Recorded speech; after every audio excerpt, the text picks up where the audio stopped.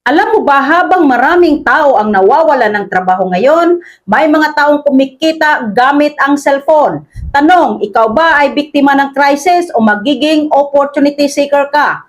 Sa panahon ng crisis, mataas ang bilihin, mahirap ang buhay, limitado ang oportunidad, pero may isang bagay na hindi nawawala, ang atensyon ng tao. At kung marunong kang kumuha ng atensyon, pwede mo itong gawing income.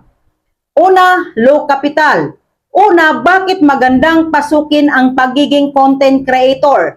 Mababa ang puhunan, hindi mo kailangan ng malaking kapital, hindi mo kailangan ng office, hindi mo kailangan ng maraming empleyado. Ang kailangan mo lang, cellphone, internet at diskarte. Habang ang ibang negosyo nagsasara, ikaw pwede kang magsimula kahit nasa bahay ka lang. Pangalawa, high demand. Pangalawa, mataas ang demand sa content. Sa totoo lang, habang may crisis, mas lalong dumadami ang taong nasa social media. Bakit? Dahil naghahanap sila ng libangan, inspirasyon, pagkakakitaan at solusyon. At dito ka papasok. Kung ikaw ang nagbibigay ng value, ikaw ang susundan. At kung ikaw ang sinusundan, ikaw ang kikita.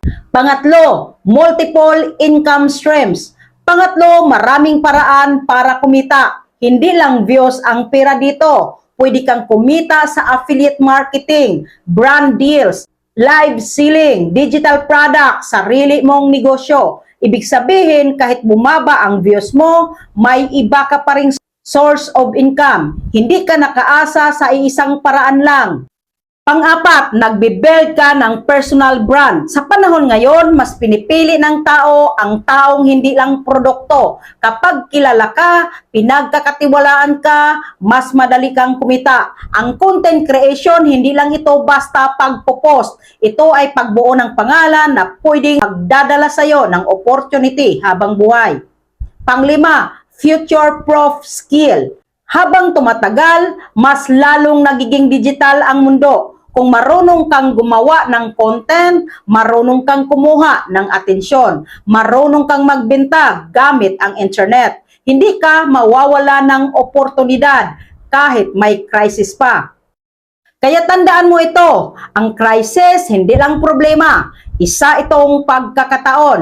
Ang tanong, magiging biktima ka ba ng sitwasyon o ikaw ang taong gagamit ng content para baguhin ang buhay mo? Nasa kamay mo ang desisyon.